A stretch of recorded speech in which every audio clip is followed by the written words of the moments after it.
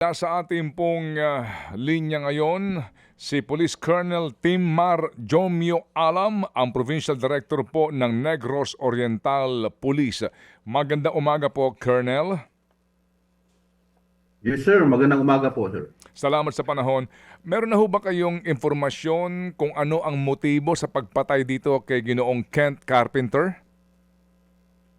Sir, as to the motive of the incident, sir, is purely intent to gain lang talaga, sir, yung nangyari. So, they are, they were just actually supposed to rob the victim, sir.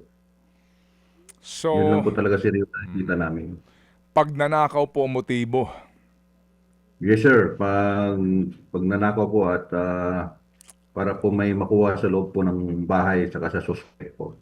Oo. Ilan po ang suspect dito at na-identified na ho ba ito? Can you just tell us yung mga pangyayari po sa responde ng pulis sa pangyayari po ito, sir, please? Sir, initially po, during the first response of our police personnel, based dun sa kinakasama po ng victim, tatlo po, sir, yung suspects natin. Pero po kalaunan, sir, napag-alaman natin na 5 po yung suspects lahat. So it was captured dun sa CCTV, sir, na 5 po sila na mga suspects. But tatlo lang po yung pumasok sa bahay, while yung 2 po ay parang lookout po sa labas.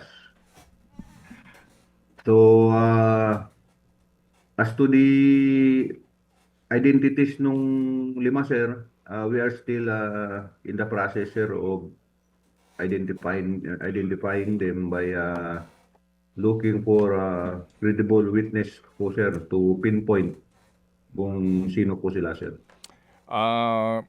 Pero meron na ho kayong strong lead sa pagkakakilanlan po ng mga suspect na ito. Yes, sir. In Nakuan, sir, sa lalong madaling panahon, sir, as soon as possible time, sir, we can solve this one, sir. Okay. But so far, sir, meron na pong CCTV cameras, mga kuha po dito at kita ho ba yung mga mukha ng may gawa ng krimen at ang kanilang getaway vehicle? Doon sa pagkakakilanlan nila sa CCTV, sir, medyo kuan pa kasi makuan kasi, sir, gabi kasi madilim, tapos medyo malayo yung kuha. But there are other CCTV that we are yet to extract po, sir. Baka doon po, sir, baka doon sa malalapit nakikita natin. Opo. Can you describe yung pong komunidad, yung barangay kung saan nakatira itong si Ginoong Kent Carpenter? Ano ho ba ang record ng barangay na yun? Meron ho bang ganitong mga sitwasyon ng mga pagpasok sa mga bahay, pagnanakaw o krimen? Sir, doon sa tinitirhan nila ay parang open siya na subdivision, sir, eh. Parang kanya-kanya yung nagbabahay po doon, sir, parang kanya-kanya silang bili doon sa isang parang isang buong lote. Pero they were subdivided, sir, accordingly. But hindi siya gated, hindi rin siya katulad ng mga ibang subdivisions talaga na talagang regulated siya. Parang kanya-kanya po silang bakod, sir, sa kanila, sa kabahayan nila. Opo, pero ano po ang report ng inyong local precinct na pinakamalapit sa lugar? Ano ho ba doon? Madalas ang krimen? Hindi naman po, sir. Sa totoo lang, sir, medyo tahimik yung lugar. Overlooking lang po siya, sir. So from the highway siguro mga 3 to 4 kilometers po, sir, ang layo from the national highway. Oo. Doon ho sa siya sa taas, sir. Opo. Doon ho ba sa crime scene may mga na-recover na po kayo na makakatulong sa investigasyon? Sir, as long as makumpleto namin, sir, yung mga CCTV footage, sir, Mm-mm. probably, sir, we can be, we can ensure the identification of some of those suspects, sir. Opo. Ilan po ang tama nito pong si Kent na sanhi Ah, po? Mm. Dalawa po, sir, yung tama niya. Isa dito sa may bahaging kaliwang mata, tapos Mm. isa po dito sa kaliwang bahagi po ng ulo niya. So talaga pong fatal ito, no? Ulo ang target po nitong mga suspect na ito. Ano ho, sorry po, no? Kung mamarapati lang po ninyo, bagamat naunawaan namin ang pagdadalamhati po nung kanya pong kinakasama, di ba kasama po yung babae nung mangyari ito? Anong kwento po ng babae? Ano po ang mga pangyayari? They were watching television and then bigla na lang pumasok ito, agad na marel. Ano ho bang kwento? Yes, sir, according to the kwan, sir, surviving victim, yung po, sir, they were watching a television when all of a sudden one of the suspects surprise po dito sa kaliwang bahagi nila. At bigla pong binaril yung victim natin. So sa tingin nga namin dito, sir, initially parang nakakuan na, sir, eh. Naka naka naka nakatulog na yata, sir, yung suspect sa sofa. Parang ganyan ang kuan namin, kaya hindi po masyado pong kuan yung tama, sir, kasi parang hindi gumagalaw, sir, yung target, yung suspect. So So ibig sabihin, sandali lang. nakaupo na, nakasandal po siya, sir, na parang baka nakatulog na po nung time na yun. Kasi Yung victim nakahiga na, nakatulog na. hindi siya nakaupo po. Okay? Baka nakakuan lang po, nakapikit yung mata siguro. Mhm. Baka nakapatlap na, parang ganun po, sir. Because they were actually galing din sa labas, having had their dinner, sir, together sa O, labas po, sir. opo, yung bang kanyang kinakasama, matagal nang kinakasama ni Kent? Sir, according to the doon sa babae, sir, nasa mga 7 years na rin sila, sir, eh. Magkasama. Okay. Local po yung kinakasama niya ron. Local, no? Yes po, sir. Okay. Dalawa lang sila sa bahay na mangyari ito. Yes, sir, dalawa lang po sila. Alright. Ang kanin nyo, ito ay pawang panluloob at pagnanakaw. Yung pong kwento kanin nyo na pumasok pero agad binaril sa ulo yung Amerikano. As in, yun ho ba ang kwento nung surviving po na babae dito? Wala, yung babae po, ano ho ba nangyari sa kanya? Yung babae po, sir, ay ginapos po siya nung pagkatapos.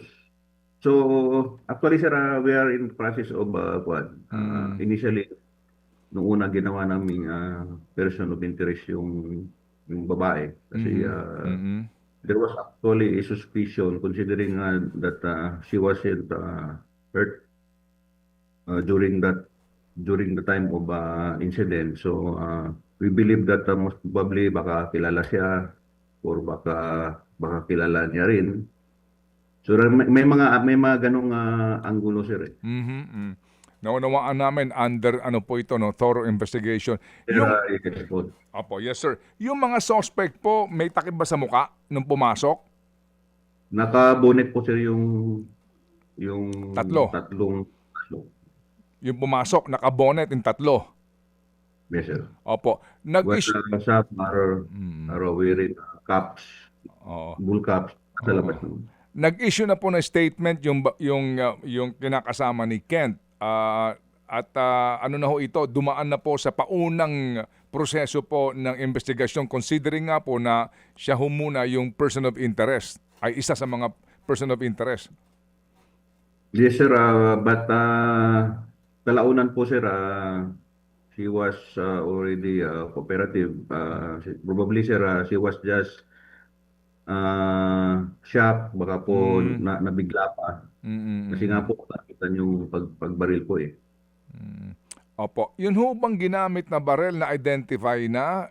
True and true ho ba ito? O naiwan po yung slug? There was one bullet sir na nag-through and through. Mhm. Samantalang yung isa ay hindi po siya lumabas. Mm. But initially sir, based doon sa bullet na or slug na na-recover, it was found out to be a caliber 45 po. Ah. Caliber 45. Ngayon, ano ang nawala? Ano ang ninakaw sa bahay? Sir, according sa surviving victim natin sir, uh, meron pong cash na more or less 50,000 pesos. Mhm. Tapos meron ding laptop sir. Tapos sir, backpack po sir. Mhm. Containing wallets, ATM cards, and cash amounting to 25,000. So more or less nasa 75,000 po sir yung cash. Mhm. Mhm. Tapos yung isang binocular po ang nawala din. Alright. Yun ho bang lugar nung nangyari po ito? Gabi ho ito, di ho ba? No? After dinner nga. Yung mga kapitbahay ho ba, may mga narinig, nakita, nakuna ba ng statement? Sir, so far medyo tahimik kasi Lugar? yung area. Oo. So although we have been exerting our best efforts Mhm. to produce some eyewitness kahit lang doon sa mga neighboring Mm. houses nila. Okay. But as of now sir, wala pa pong nakikipag cooperate sa atin doon. Opo, Kasi opo. nga sir, parang kanya-kanya kasi lang Opo. kuwan doon sir eh. Parang Opo. kanya-kanya sila. Opo, opo. Ilang taon na ba dyan sa Sibulan daw itong si Kent?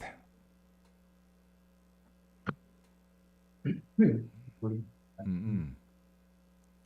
Since 1975 yata sir.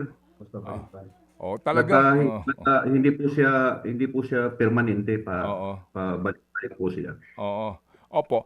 Sir, meron ho bang recent na ipinaglalaban si Kent dyan o mga environmentalist sa lugar na maaari pong mga pinag-aaralan niya ng mga lugar po na posibleng dinidevelop, ninuman po at nagiging sagabal po halimbawa itong si Kent sa negosyo ho na may kaugnayan sa kalikasan? So far sir, medyo yung insidente po medyo malayo po sa ganun na kuan po sir. But Okay. although he was very active as sa marine biodiversity or biology Mm, mm, like mm. sa Apo Island dito, but nevertheless sir, yung nakikita namin ditong angulo is um, far from that mga bagay na yan, sir. But although, sir, we are not closing any possibilities. Okay. Pero No. meron diyang issue ng environment sa Apo Island. Wala naman po, sir. Wala naman Mm. po. Wala naman.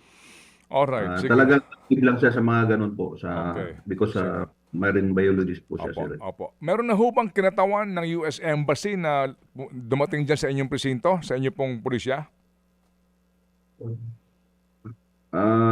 Wala pa po, sir. But there were already initial coordination, sir.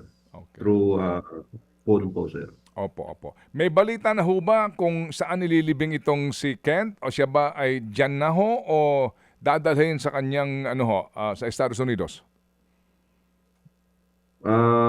Well, hindi pa po na finalize nung legal wife niya po. Opo. Legal wife Sa ho na, ba? Nasa Amerika ho bang nasa kanya legal wife? Amerika. Nasa Amerika po. Alright, Sir. sige. So sir, how soon do we expect po itong arrest na gagawin po ng inyong pulis, ng inyong mga tauhan? Sir, we are exhausting our best effort, sir, and konting kuan lang, sir, konting panahon lang, sir, because we want also to be sure na yung mahuhuli natin ay yun po talaga, sir, Opo. ang gumawa po, sir. As long as the evidence will point to them, Opo. then that's the time that we are very much sure Opo. as we are going to file it to the fiscal's officer. Opo. Sige po. At muli ko kaming tatawag, Colonel, para po sa kakulang follow-up interview. Salamat, Colonel, po sa inyo pong paliwanag sa aming programa. Salamat, sir. Yes, sir. Maraming salamat po, sir. Mga kapatid, yan po naman si Police Colonel Timar Jomio Alam, ang direktor mismo ng Negros Oriental Police. Mga kapatid, patuloy po kayong tumutok sa 105.9 True FM para sa totoong balita, impormasyon, music and entertainment. Mag-subscribe sa aming YouTube channel at podcast at sundan nyo kami sa Facebook, Instagram, X at TikTok sa True Network PH. Bisitahin din po ang aming official website, truefm.ph. At panoorin din kami sa True TV Signal, Channel 19. Kami po ang 105.9 True FM. Laging true sa'yo, kapatid.